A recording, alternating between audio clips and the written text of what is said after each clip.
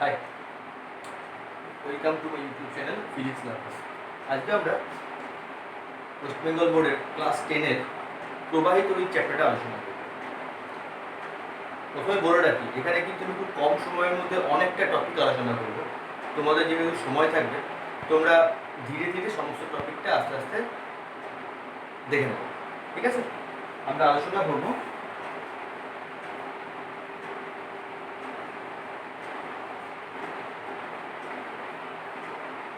প্রবাহী তড়িৎ। প্রবাহী তড়িৎ আলোচনা করতে গেলে প্রথমে যে জায়গাটা আলোচনা শুরু করতে হবে সেটা হচ্ছে তড়িতের উৎপত্তি কেন হয়। তড়িতের উৎপত্তি, সেটা তুমি স্থির তড়িৎ বলো বা প্রবাহী তড়িৎ বলো, স্থির তড়িৎ হোক বা প্রবাহী তড়িৎ হোক, দুটো তড়িতের ক্ষেত্রেই যেটা মূল কারণ সেটা হচ্ছে ইলেকট্রন। আমরা জানি পরমাণুর যে তিনটে কণা আছে, প্রোটন, নিউট্রন আর ইলেকট্রন, এর মধ্যে ইলেকট্রনটা হচ্ছে তড়িৎ প্রবাহের মূল কারণ। যতক্ষণ পর্যন্ত না কোনো একটা পরিবাহীতে ইলেকট্রন স্থানান্তর হয় ততক্ষণ পর্যন্ত কিন্তু তড়িৎ প্রবাহিত হয় না। যেদিকে ইলেকট্রন স্থানান্তর হয় তার বিপরীত দিকে তড়িৎ প্রবাহিত হয়। তাহলে ইলেকট্রনের প্রবাহ আর তড়িতের প্রবাহ পরস্পর বিপরীত, ঠিক আছে? এই ইলেকট্রনের আধানটাকে আমরা যদি কিউ দিয়ে প্রকাশ করি, তাহলে তড়িৎটাকে আমরা বলবো I = Q/T, অর্থাৎ একক সময়ে যে পরিমাণ আধান প্রবাহিত হয় তাকেই বলা হয় তড়িৎ প্রবাহ। একক সময়ে টিটাকে এক করলাম, একক সময়ে যে পরিমাণ আধান প্রবাহিত হয় তাকেই বলা হয় তড়িৎ প্রবাহ। একক কি হবে? I = Q/T। কিউ এর একক কি? কিউ এর একক হচ্ছে coulomb per second. Coulomb per second মানে হচ্ছে অ্যাম্পিয়ার, যেটাকে আমরা এ চিহ্ন দিয়ে প্রকাশ করব। তাহলে অ্যাম্পিয়ার ইকুয়াল টু কি হচ্ছে? কুলম্ব পার সেকেন্ড, ঠিক আছে? তাহলে 1 ampere equal to 1 coulomb per 1 second. এটাকে যদি সংজ্ঞায়িত করা হয় কি বলবো? 1 সেকেন্ডে যদি 1 কুলম্ব পরিমাণ তড়িৎ প্রবাহিত হয়, আধান প্রবাহিত হয়, তখন সেই তড়িৎটাকে বলা হয় 1 অ্যাম্পিয়ার। এবার তড়িতের প্রবাহ ভিত্তিতে তার মধ্যে তড়িৎ প্রবাহিত হবে আর হবে না, সেই হিসাবে পরিবাহীকে 3 ভাগে ভাগ করা হয়। কি কি? একটাকে বলা হয় সুপরিবাহী। সুপরিবাহী বলতে যাদের মধ্যে খুব সহজে তড়িৎ প্রবাহিত হয়, যেমন যেমন তামা, তারপর অ্যালুমিনিয়াম, তারপর লোহা, ঠিক আছে? এদের মধ্যে খুব সহজে তড়িৎ প্রবাহিত হয়, তাই এদেরকে বলা হয় সুপরিবাহী। একটা হয় কুপরিবাহী বা অন্তরক, অর্থাৎ যাদের মধ্যে তড়িৎ প্রবাহিত হয় না, যেমন কাঁচ, কাঠ, কাগজ, এটসেট্রা। আর সুপরিবাহী আর কুপরিবাহীর মাঝে আর একটা আছে, যেটা হলো অর্ধপরিবাহী। অর্ধপরিবাহী কোনগুলো? অর্ধপরিবাহী হচ্ছে কার্বন, সিলিকন, জার্মেনিয়াম, এরা হচ্ছে অর্ধপরিবাহী। সুপরিবাহী খুব সহজেই তড়িৎ প্রবাহিত হতে পারে সুপরিবাহীর মধ্য দিয়ে, কুপরিবাহীর মধ্য দিয়ে তড়িৎ প্রবাহিত হয় না। আর অর্ধপরিবাহীর মধ্যে কোনো একটা নির্দিষ্ট শর্তে তড়িৎ প্রবাহিত হয়। যেমন কার্বনকে যদি আমরা 4 ডিগ্রি সি টেম্পারেচারে উত্তপ্ত করি, তবেই কিন্তু কার্বনের মধ্য দিয়ে তড়িৎ প্রবাহিত হতে পারে। একই রকম ভাবে সিলিকন বা জার্মেনিয়ামের ক্ষেত্রেও কোনো একটা নির্দিষ্ট কন্ডিশন আছে, যে কন্ডিশনেই একমাত্র কার্বন, সিলিকন, জার্মেনিয়াম অর্থাৎ যারা অর্ধপরিবাহী তাদের মধ্য দিয়ে তড়িৎ প্রবাহিত হতে পারে। কিন্তু সুপরিবাহীর ক্ষেত্রে কোনো কন্ডিশন লাগে না। কুপরিবাহীর ক্ষেত্রে কখনোই কোনো শর্তেই তড়িৎ প্রবাহিত হয় না। এটা গেল তড়িৎ প্রবাহের মূল আলোচনা, একদম প্রাথমিক আলোচনা। এরপর চলে যাব আমরা তড়িৎ প্রবাহিত হতে গেলে আমাদেরকে প্রথমত দুটো সংজ্ঞা করতে হবে। কি সংজ্ঞা? একটাকে বলা হয় তড়িৎ বিভব।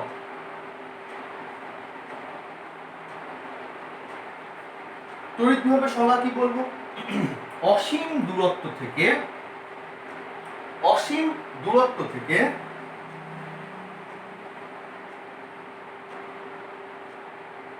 কোনো একটি একক ধনাত্মক আধানকে তড়িৎ ক্ষেত্রের ভিতর কোনো বিন্দুতে আনতে যে কাজ করা হয় তাকেই বলা হয় তড়িৎ বিভব। কি বললাম? অসীম দূরত্ব দিয়ে কোনো একটা একক ধনাত্মক আধানকে নিয়ে আসবো কোথায়? তড়িৎ ক্ষেত্র। এবার কোশ্চেন আসবে তড়িৎ ক্ষেত্র কাকে বলে? তড়িৎ ক্ষেত্র মনে করো আমার এই ঘরটা হচ্ছে আমার ক্ষেত্র। তার মানে কি এই ঘরের মধ্যে অন্য কোনো যে কোনো আধানকে আমি আকর্ষণ বা বিকর্ষণ করতে পারি। আকর্ষণ বা বিকর্ষণটা কার উপর ডিপেন্ড করে? তোমরা ক্লাস 9 এই পড়ে এসেছো, দুটো সমজাতীয় আধান দুটো প্লাস যদি হয় তাহলে তারা পরস্পরকে বিকর্ষণ করে, কিন্তু একটা প্লাস একটা মাইনাস হলে আকর্ষণ, একটা মাইনাস একটা প্লাস হলে আকর্ষণ, দুটো মাইনাস হলে পরস্পর বিকর্ষণ। অর্থাৎ দুটো মাইনাস হলে দুটো একই জাতীয় আধান হলে বিকর্ষণ, দুটো বিপরীত আধান হলে পরস্পর আকর্ষণ। এবার মনে করো এই একটা ক্ষেত্র, এখানে একটা চার্জ আছে প্লাস এই ক্ষেত্রের মধ্যে যে কোনো একটা আধানকে রাখলে এর উপর ও বল প্রয়োগ করে, তাহলে এই প্লাস চার্জটার ক্ষেত্র হচ্ছে এইটা। আমাকে করতে হবে কি, এখানে যদি আমাকে এই ক্ষেত্রের মধ্যে যদি বিভব বের করতে হয় তাহলে কি কোন একটা একক ধনাত্মক আধানকে অসীম থেকে এই ক্ষেত্রের মধ্যে নিয়ে আসবো। যে কাজ করতে হবে সেই কাজটাই হবে তড়িৎ বিভব। সাপোজ এই বিন্দুতে আনতে এই তড়িৎ বিভবের একক হচ্ছে, এটার একক হচ্ছে ভোল্ট। ভোল্ট ইকুয়াল টু কি হবে তাহলে? উপরে দেখো একক ধনাত্মক আনতে আধানকে আনতে কৃতকার্য, তাহলে জুল পার কুলম। ভোল্ট মানে হচ্ছে জুল পার কুলম, ঠিক আছে? 1 ভোল্ট মানে হচ্ছে 1 জুল পার 1 কুলম। 1 কুলম আধানকে আনতে যদি 1 জুল কার্য করা হয় তখন সেই বিভবটাকে বলা হয় 1 ভোল্ট, যেটাকে আমরা ভি চিহ্ন দিয়ে প্রকাশ করি। ঠিক আছে? এবার মনে করো এই একটা পয়েন্ট আছে এ আর এই একটা পয়েন্ট আছে বি। এ পয়েন্টে একক ধনাত্মক আধানকে আনতে কৃতকার্য মনে করো যা হলো তার জন্য বিভব VA, আর বি পয়েন্টে ওই আধানটাকে আনতে যে কৃতকার্য তার জন্য বিভব হলো VB। এই দুটো পয়েন্টের বিভবের যে পার্থক্য অর্থাৎ VA মাইনাস VB, এইটাকে বলা হয় বিভব পার্থক্য। অর্থাৎ দুটো বিন্দুর বিভবের যে পার্থক্য সেই পার্থক্যটাকে বলা হয় বিভব পার্থক্য। ঠিক আছে? এটা ক্লিয়ার হলো? প্রথমত তড়িৎ বিভব কাকে বললাম? একটি একক ধনাত্মক আধানকে অসীম দূরত্ব থেকে তড়িৎ ক্ষেত্রের মধ্যে কোন একটি বিন্দুতে আনতে যে কাজ করা হয় সেই কাজকেই বলা হয় তড়িৎ বিভব। হলো? তড়িৎ বিভবের একক কি? ভোল্ট। ভোল্ট সমান কি? Joule per coulomb. মনে করো দুটো বিন্দু আছে, এই একটা বিন্দু এই একটা বিন্দু, অসীম দূরত্বের একটা একক ধনাত্মক আধানকে এই এ বিন্দুতে এনেছি যার জন্য বিভব VA, আর একটা ধনাত্মক আধানকে মনে করো বি বিন্দুতে এনেছি, বিভব হচ্ছে VB। তাহলে এই পয়েন্টের বিভব VA, এই পয়েন্টের বিভব VB। এই দুটো বিন্দুর মধ্যে বিভবের যে পার্থক্য সেটাকে বলা হয় বিভব পার্থক্য। বিভব পার্থক্যের একক আর বিভবের এককও একই, অর্থাৎ এর এককও হচ্ছে ভোল্ট। ঠিক আছে? বিভবের একক যেরকম করে ভোল্ট, বিভব পার্থক্যের একক হচ্ছে ভোল্ট। ঠিক আছে? এবার চলে যাব আমরা আমাদের পরবর্তী টপিক, যেটা এই প্রবাহী তড়িৎ চ্যাপ্টারের মূল বিষয়বস্তু, একদম মেইন জিনিস, যেটা হচ্ছে ওহমের সূত্র।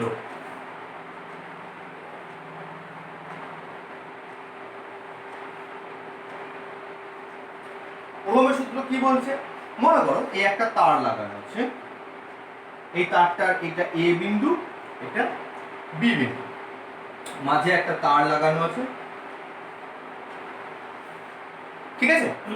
এ বিন্দুর বিভব মনে করো VA, বি বিন্দুর বিভব মনে করো VB। এর মধ্য দিয়ে তড়িৎ প্রবাহিত হচ্ছে I। আমি আগেই বলেছি যে তড়িৎ প্রবাহ যদি A থেকে B তে হয় তার মানে ইলেকট্রন প্রবাহিত হচ্ছে কিন্তু B থেকে A তে, অর্থাৎ A থেকে B তে যদি তড়িৎ যায়, কারেন্ট যায়, তাহলে কিন্তু B থেকে এর দিকে ইলেকট্রন আসছে। ইলেকট্রন প্রবাহের ফল হচ্ছে তড়িৎ প্রবাহ। ঠিক আছে? ইলেকট্রনের প্রবাহটা প্রথমে হবে, তারপর তড়িতের প্রবাহ হবে।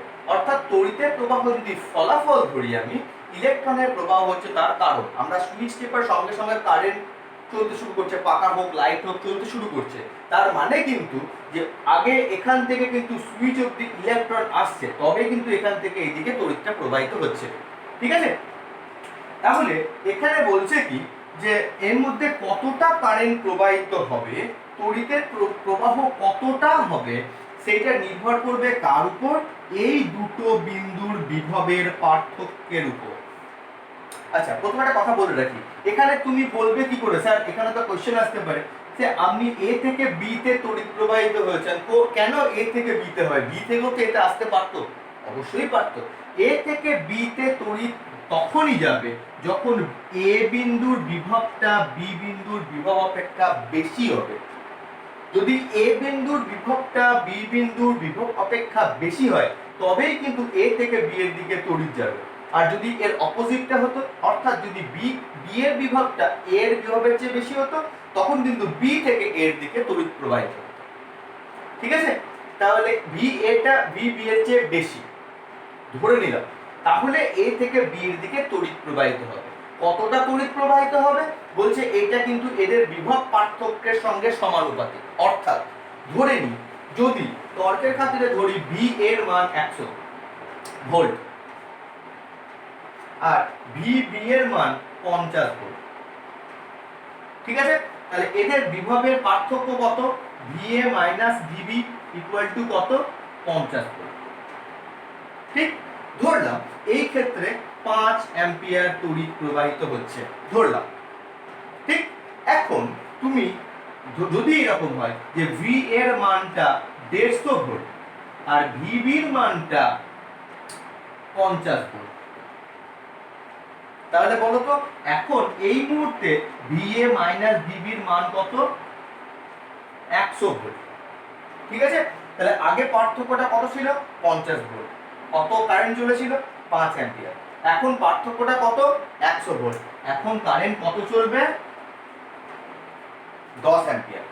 ঠিক আছে, আগে কারেন্ট চলেছিল 5 অ্যাম্পিয়ার, এখন কারেন্ট কিন্তু প্রবাহিত হবে 10 অ্যাম্পিয়ার। অর্থাৎ প্রবাহের মান ডিপেন্ড করছে দেখো এই বিভবের পার্থক্যটার উপর। এই বিভবের পার্থক্যটা 50 ভোল্ট ছিল, তখন কারেন্ট চলেছিল 5 অ্যাম্পিয়ার। এই পার্থক্যটা যখন 100 ভোল্ট হয়ে গেল, তখন তড়িৎ প্রবাহটা কত হয়ে গেল? 10 অ্যাম্পিয়ার। অর্থাৎ এই বিভবের পার্থক্য যত বেশি হবে, তত বেশি পরিমাণ তড়িৎ প্রবাহিত হবে। তাহলে ভিএ মাইনাস ভিবির সঙ্গে আইটা সমানুপাতিক। ঠিক, এবার ওহমের সূত্রটাকে বিবৃত করা যাক। ওহমের সূত্রে বিবৃত করার সময় কিন্তু দুটো কন্ডিশন মেনটেন করতে হয়। এক নাম্বার কি? এক নাম্বার হচ্ছে উষ্ণতা, আর 2 নাম্বার হচ্ছে অন্যান্য উপাদান। এই দুটো কিন্তু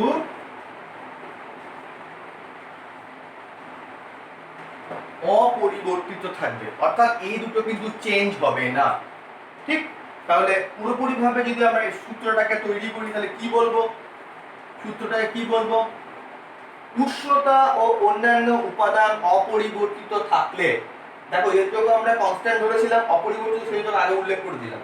উষ্ণতা ও অন্যান্য উপাদান অপরিবর্তিত থাকলে কোন পরিবাহীর প্রবাহ মাত্রা, আই কারেন্ট প্রবাহ মাত্রা, কোন পরিবাহীর প্রবাহ মাত্রা পরিবাহীর দুই প্রান্তের বিভব পার্থক্যের সঙ্গে সমানুপাতিক হবে। আর একবার বলি, উষ্ণতা ও অন্যান্য উপাদান অপরিবর্তিত থাকলে কোন পরিবাহীর প্রবাহ মাত্রা পরিবাহীর দুই প্রান্তের বিভব পার্থক্যের সঙ্গে সমানুপাতিক হবে। এইটা হচ্ছে ওহমের সূত্র।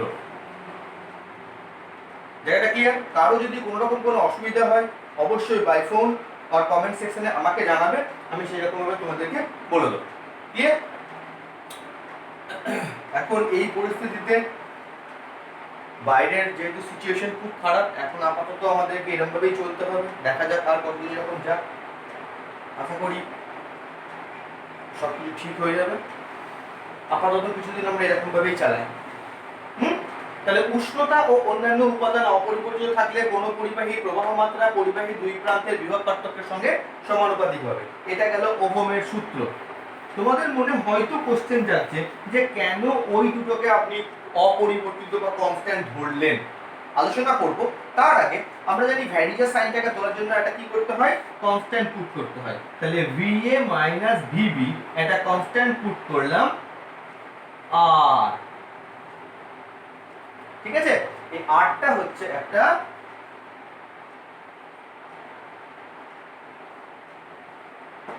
ধ্রুবক, এটাকে কি বলা হয়,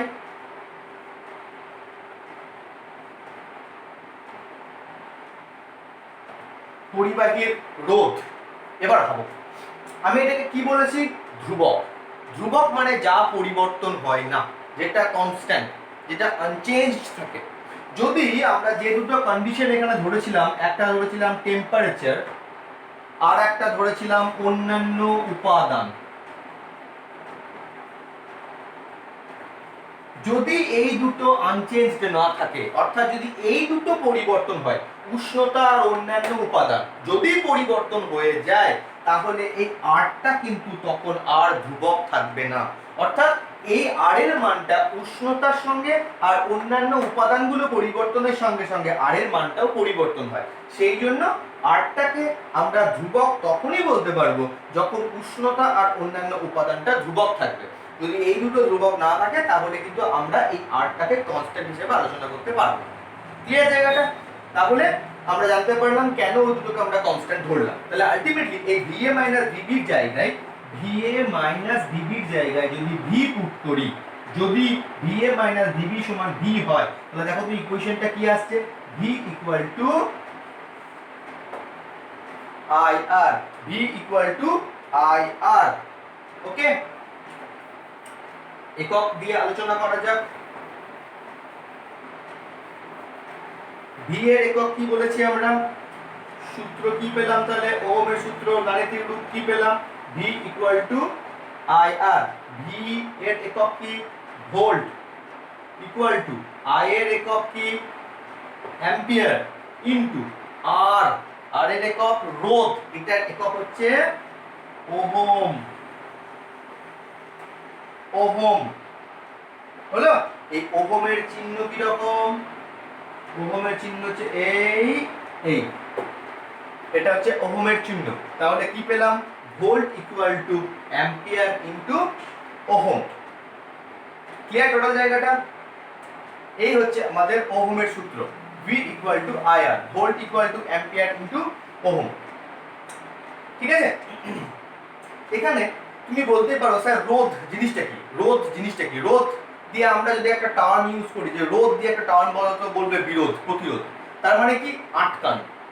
তার মানে রোধ হচ্ছে তাই জিনিস যে কারেন্টকে আটকায়, মানে কারেন্ট এই সার্কিটের মধ্য দিয়ে, এই কারেন্ট এই তারের মধ্য দিয়ে কারেন্টটাকে যেতে বাধা দেবে যেটা, সেটাই হচ্ছে রোধ।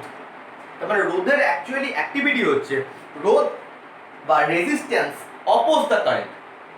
তড়িৎ প্রবাহ সবসময় কারেন্টের গতির বিরুদ্ধে কাজ করে, অর্থাৎ কারেন্টের গতিকে আটকানোর চেষ্টা করে।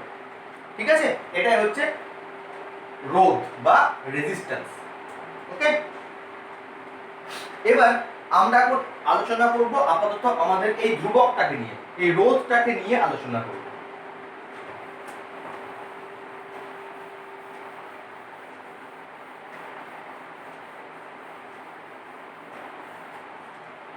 এই আর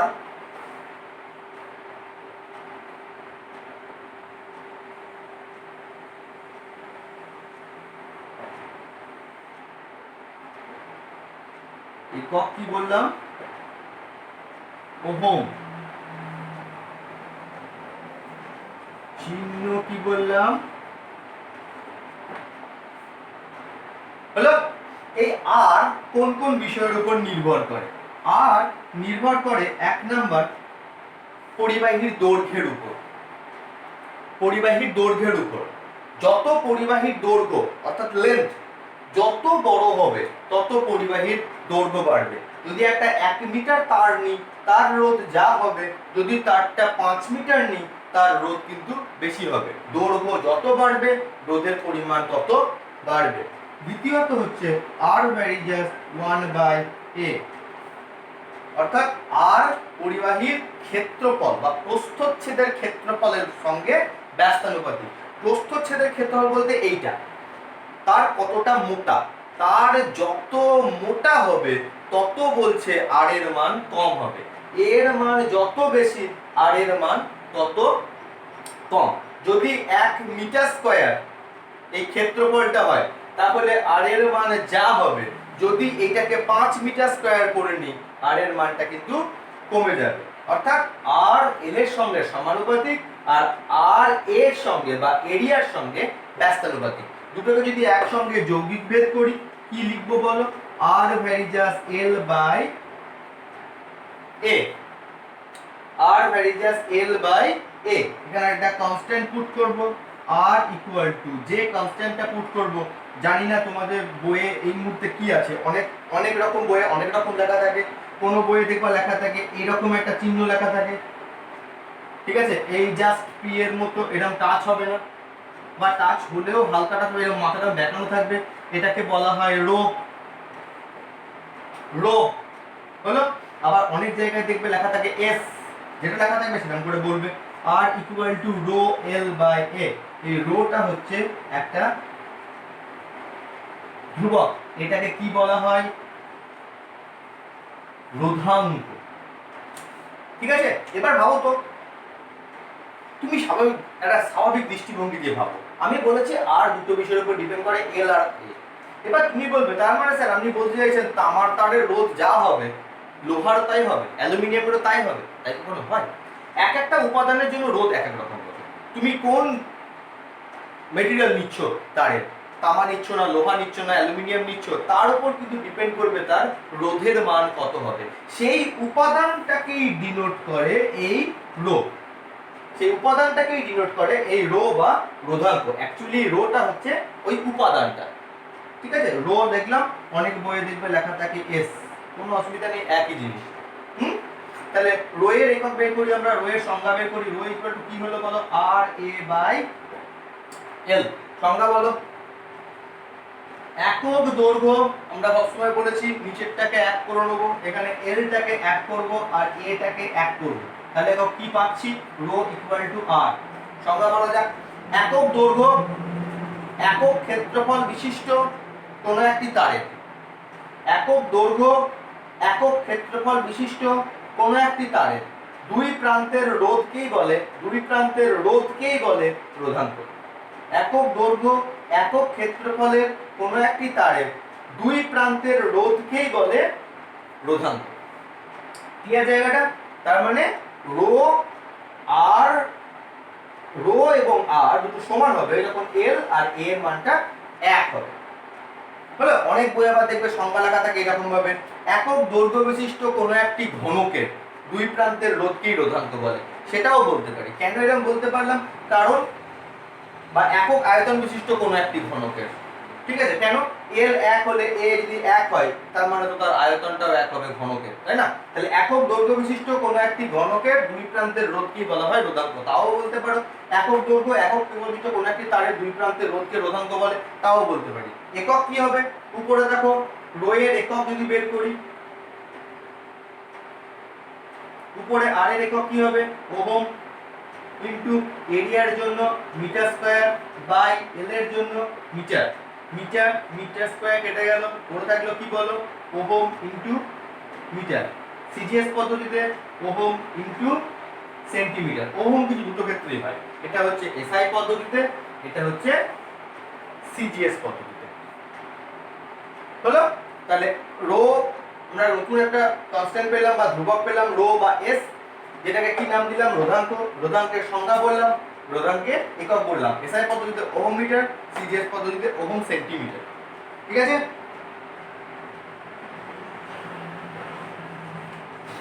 বুঝলাম।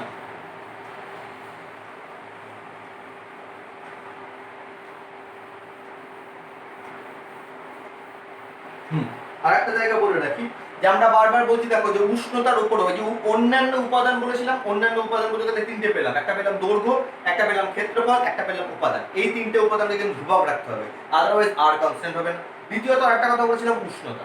উষ্ণতা যখনই বাড়াবো, মনে করো T1 ডিগ্রি সি টেম্পারেচারে কোনো একটা তারের রোধ R1, এবার উষ্ণতাটাকে বাড়িয়ে আমি T2 ডিগ্রি সি করেছি, যেখানে T2 এর মানটা T1 এর চেয়ে বেশি। এটা সাপোজ ধরে নাও এটা 30 ছিল, এটা ধরে নাও 50 ডিগ্রি সি হলো, তার মানে উষ্ণতাটা বাড়িয়ে দিয়েছি। তাহলে এই উষ্ণতাটাই রোধ মনে করো R2, তাহলে বলছে R2 এর মানটা কিন্তু R1 এর চেয়ে বেশি হবে, অর্থাৎ উষ্ণতা বাড়ানোর সঙ্গে সঙ্গে রোধের মান কিন্তু বাড়বে। এটাকে যদি আমরা একটা গ্রাফ দিয়ে প্রকাশ করি, এদিক বরাবর টেম্পারেচার দিলাম আর এদিক বরাবর R দিলাম, তাহলে বলছে টেম্পারেচার বাড়ানোর সঙ্গে সঙ্গে কিন্তু R এর মানটা বাড়তে থাকবে। হলো, কিন্তু এটা পরিবাহীর ক্ষেত্রে, এটা হচ্ছে কন্ডাক্টর। যদি এটা ইনসুলেটর হতো বা কুপরিবাহী হতো, তাহলে কুপরিবাহী কিন্তু উষ্ণতা পরিবর্তন করবেই না। আর যদি সেমিকন্ডাক্টর হতো, তাহলে উষ্ণতা বাড়ার সঙ্গে সঙ্গে এর মানটা, মানে উষ্ণতা বাড়ানোর সঙ্গে সঙ্গে এর মানটা কিন্তু, উষ্ণতা বাড়ানোর সঙ্গে সঙ্গে রোধের মানটা কমতে শুরু করবে কুপরিবাহীর ক্ষেত্রে, এই অর্ধপরিবাহীর ক্ষেত্রে, সরি। আর কুপরিবাহী তো ডিপেন্ডই করে না। হ্যাঁ, এটা হচ্ছে কন্ডাক্টর, এটা হচ্ছে সেমিকন্ডাক্টর বা অর্ধপরিবাহী, এটা হচ্ছে পরিবাহী, এটা হচ্ছে অর্ধপরিবাহী।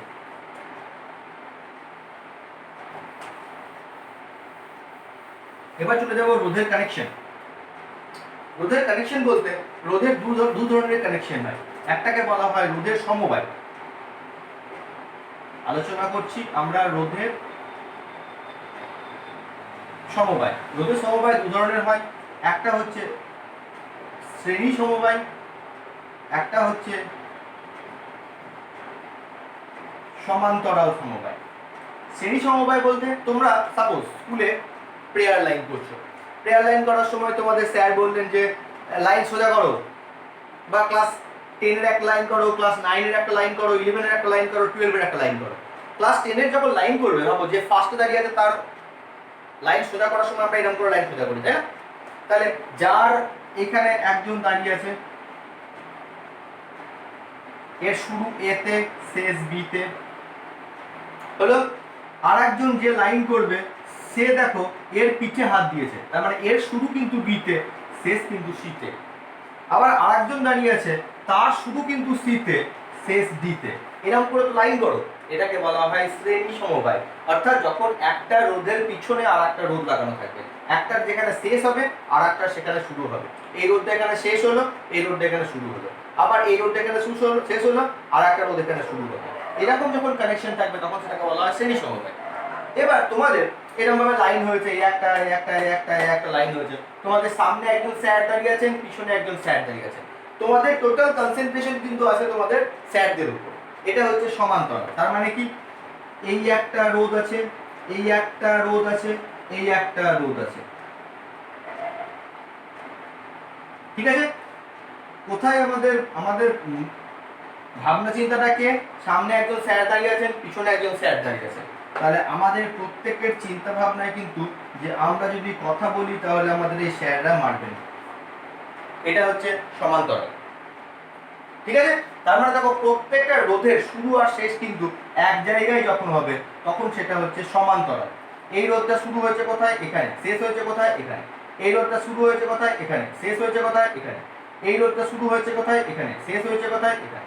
প্রত্যেকটা রোধের দেখো শুরু আর শেষ একই জায়গায়। আর এখানে দেখো প্রত্যেকটা রোধের শুরু শেষ আলাদা। নাম দাও, এটা R1 দাও, এটা R2 দাও, এটা R3 দাও, একই রকম ভাবে এটা দাও R1, এটা দাও R2, এটা দাও R3। R1 রোধের শুরু কোথায়? A তে, শেষ কোথায়? B তে। R2 রোধের শুরু B তে, শেষ C তে। R3 রোধের শুরু C তে, শেষ D তে। R1 রোধের শুরু কোথায়? A তে, শেষ কোথায়? B তে।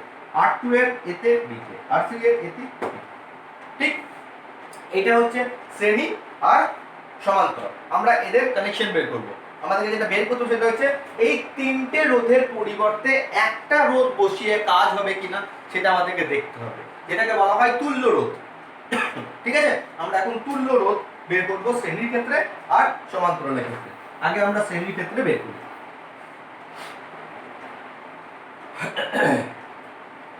ঠিক আছে? শ্রেণী সমবায়ের ক্ষেত্রে প্রথম যেটা মনে রাখবে সেটা হচ্ছে শ্রেণী সমবায়ের মধ্যে কারেন্ট কিন্তু প্রত্যেকটা রোধের মধ্যে একই কারেন্ট যায়। কারণ দেখো এখানে তো একটাই লাইন, তাহলে যে কারেন্ট এখানে যেটা ব্যাটারি লাগিয়ে দিই, যে কারেন্ট এখানে ঢুকছে সেই কারেন্টই কিন্তু এখানে যাচ্ছে, সেই কারেন্টই এখানে যাচ্ছে, আবার এই ঘুরে এসে মাইনাসে ঢুকছে। কারেন্ট বেরোয় কোনখান থেকে? প্লাস থেকে, ঢুকে কোথায়? মাইনাসে। প্লাস থেকে কারেন্ট বেরোলো, বেরিয়ে এই এই এই ঘুরে ঘুরে ঘুরে ঘুরে ঘুরে মাইনাস চলে গেল। ঠিক আছে, তার মানে শ্রেণী সমবায়ের ক্ষেত্রে প্রত্যেকটা রোধের মধ্যে দিয়ে একই পরিমাণ তড়িৎ প্রবাহিত হয়। ধরলাম আই কারেন্ট যাচ্ছে, তাহলে বলো তো এর বিভব যদি VA হয়, এর বিভব VB হয়, এটা VC হয়, এটা VD হয়, প্রত্যেকটা রোধের ক্ষেত্রে ওহমের সূত্র প্রয়োগ করো তো। R1 রোধের ক্ষেত্রে ওহমের সূত্র VA - VB = IR1। ঠিক আছে, দ্বিতীয় রোধের ক্ষেত্রে R2 রোধের ক্ষেত্রে VB - VC = IR2। তৃতীয় রোধের ক্ষেত্রে VC - VD = IR3।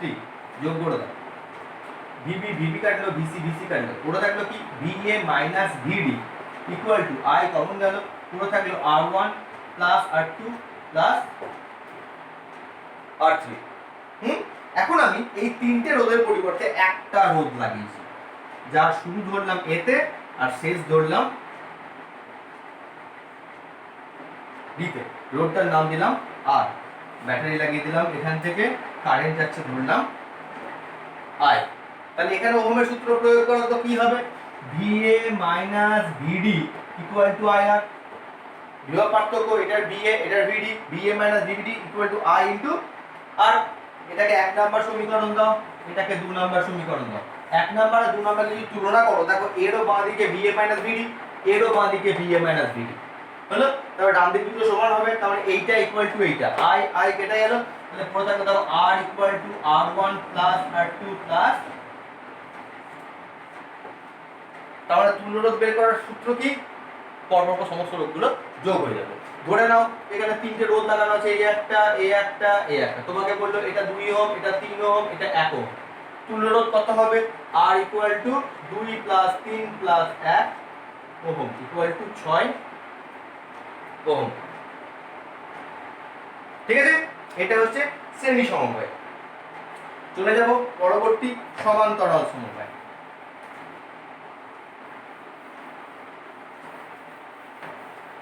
সমান্তরাল সমবায়ে দেখো